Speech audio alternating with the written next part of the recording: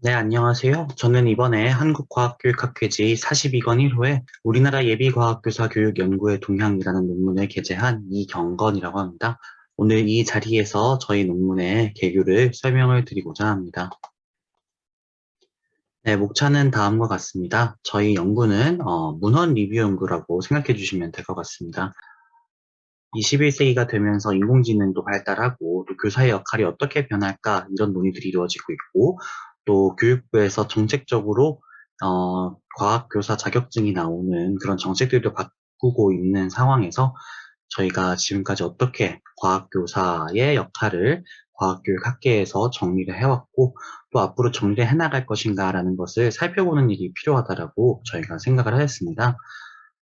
왜냐하면은 그게 중요한 이유는 과학 교사의 수준이 또 앞으로 그 교사들이 나가서 가르칠 학생들의 과학 학습의 경험의 수준을 결정한다고도 볼 수 있기 때문입니다. 하지만 지금까지 과학 예비 교사 양성이 잘 이루어졌는가 하는 다양한 논의들이 있었는데요. 저희는 지금까지 이루어진 예비 과학 교사 교육 연구를 동향을 리뷰하는 일이 그것에 도움을 줄 수 있다라고 생각을 해보았습니다. 지금까지 국내 예비과학교사 교육연구 선행문헌들이 몇 편이 있었는데 예비과학교사나 초등과학교사를 대상으로 한 것들이 많아서 중등과학교사를 포함한 리뷰 논문이 필요하겠다라고 저희가 생각을 하였습니다. 네, 연구 문제는 저희가 이렇게 세 가지를 잡았습니다. 예비과학교사 교육 관련 국내 연구 문헌 수의 동향은 어떠한지, 또 그 주제어의 동향은 어떠한지, 마지막으로 질적 속성의 동향은 어떠한지를 살펴보았습니다. 연구 방법으로 우선 KCI 홈페이지에서 예비과학교사 교육 관련된 문헌을 검색해서 410건을 출연했습니다. 또 학술지별로 이제 개수를 이렇게 제시할 수가 있겠고요. 먼저 논문에 나오는 주제어의 빈도를 저희가 분석하였고요. 또 각 논문들의 질적 속성을 저희가 코딩 틀에 근거해서 코딩을 하였습니다. 네, 저희의 분석 틀은 다음과 같은데요. 예비교사의 유형, 전공, 연구 맥락 효과, 또 연구 주제, 접근 방법, 자료 유형, 그리고 연구 참여자 수를 선정하였습니다. 네, 연구 결과를 다시 말씀을 드리자면 저희가 우리나라 예비과학교사 교육 연구의 수를 살펴보니까 시간이 지날수록 예비과학교사 교육 관련 논문 수가 선형적으로 증가한다. 5년마다 약 40편씩 증가한다라는 것을 알 수 있었습니다. 또 학술지별로 어느 학술지에 예비과학교사 교육 논문이 많이 실리는가를 보니까 한국과학교육학회지나 초등과학교육, 생물교육, 또 학습자 중심 교과교육 연구, 한국지구과학회지 등에 많은 논문이 실리고 있다는 것을 알 수 있었습니다. 네, 또 저희가 논문 주제어들이 어떤 것이 있었는지 빈도 분석을 해서 아래와 같이 나타냈고요. 또 주제어 말뭉치들을 단어 단위로 이렇게 분석을 해보기도 하였습니다. 네, 저희가 논문의 질적인 속성을 코딩해서 봤을 때 예비교사 유형은 중등교사에서 연구가 많이 이루어졌다는 점이나 예비교사 전공은 또 일반적인 과학교육과에서 많이 이루어졌다는 점, 또 연구 맥락도 그렇다는 것을 알 수 있었고요. 연구 주제 중에서는 이 3번이 이제 인식 및 정의적 영역인데 과학교사들의 인식이나 정의적 영역을 살펴보는 연구들이 주로 이루어졌다는 것을 알 수 있었습니다. 또 이제 과목별 연구 주제를 살펴봤을 때 이제 일반적인 관점에서는 아까 말씀드렸던 인식 및 정의적 영역 3번이 많이 연구가 되었고 또 교과별로 물리, 화학, 생물에서는 8번 예비교사 대상 교육 프로그램 연구가 많이 이루어졌다는 걸 알 수 있었고 융합 쪽에서도 마찬가지였지만 지구과학 관련해서는 예비과학교사의 개념이나 과학적 지식을 묻는 연구들이 많이 이루어졌다라는 점을 저희가 알 수 있었습니다. 또 이제 접근 방법으로는 어떤 프로그램의 효과를 살펴보는 일들도 많이 이루어졌지만 2006년도 이후로는 어떤 프로그램이나 아니면은 예비교사들의 인식을 분석하는 그런 연구들이 많이 이루어졌다는 것을 알 수가 있었습니다. 자료의 유형으로는 2000년대 이후로 질적인 자료, 인터뷰 자료 같은 것들이 많이 사용됐다라는 것을 알 수 있었고 연구 참여자 수는 10명 이상 30명 미만 정도가 가장 많다는 것을 알 수 있었습니다. 네, 우리나라 예비과학교사 교육 연구가 유아, 초등, 중등 예비교사를 대상으로 조금 패턴이 다르다라는 것도 알 수가 있었는데요.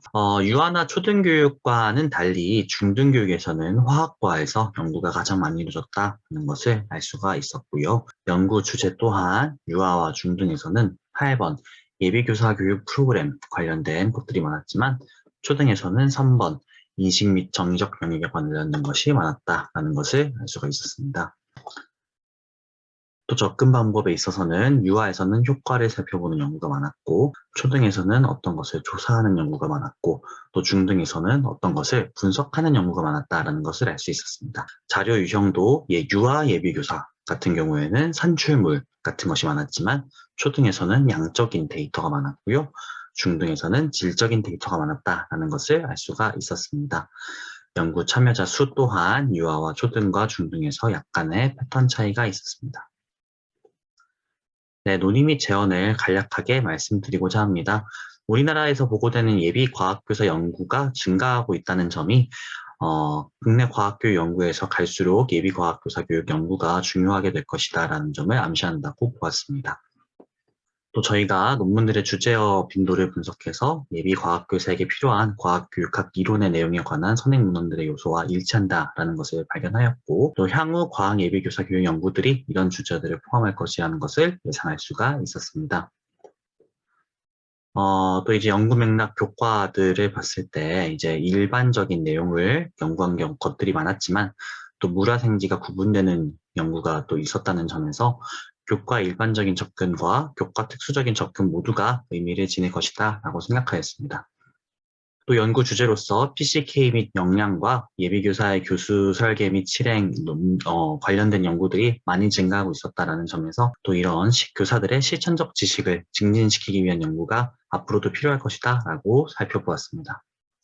또 저희가 알게 된 것은 연구 주제에서 예비교사의 교수 설계 및 실행이나 또 다른 연구의 현장이 과학교육론 수업이나 교재연구 및 지도법 수업에 의존하거나 교생 실습 때 이루어진 것들이 많았는데 앞으로 교원 양성 체제가 변화되면은 이 연구 현장이 많이 달라지게 될 것이라는 것을 미리 염두에 두고 예비 과학교사 연구가 나아가야 할 방향을 생각해 볼 필요가 있겠다라고 제안하였습니다. 또 유아, 초등, 중등에서 예비과학교사 교육 관련 연구가 약간 질적인 속성이 다르다라는 것도 저희가 발견하게 되었는데요. 과학 예비교사들이 진출하게 될 학교 현장에서 요구하는 전문성이 서로 다른 서로 다른 측면을 가지기 때문이 아닐까라고 생각을 해봤습니다. 네, 또 저희가 예비교사 유형이 유아, 초등, 중등에 따라서 예비과학교사 교육 관련 연구들의 질적 속성이 좀 다르다라는 점을 발견을 했는데요. 이거는 과학 예비교사들이 진출하게 될 학교 현장에서 요구되는 전문성이 좀 서로 다른 측면이 있기 때문이 아닐까라고 추측을 해보았습니다.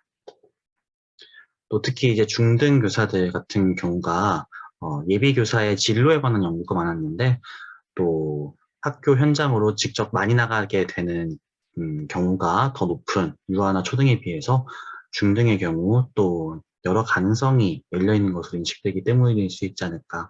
또 임용시험의 경쟁률도 여기에 영향을 끼치지 않았을까라는 생각을 해보았고, 중등 예비 과학교사가 자신들의 진로를 정할 수 있는 바람직한 가이드를 제시해보자, 또 임용시험 부담을 줄이는 방안을 모색해보자라는 얘기를 했습니다. 또 2021년 8월까지 연구 문헌을 저희가 살펴본 결과 테크놀로지와 관련된 문헌들의 비중이 높았는데요. 코로나19 사태로 인해서 촉발된 교수학습의 혁신이 관련이 있지 않을까 싶었습니다.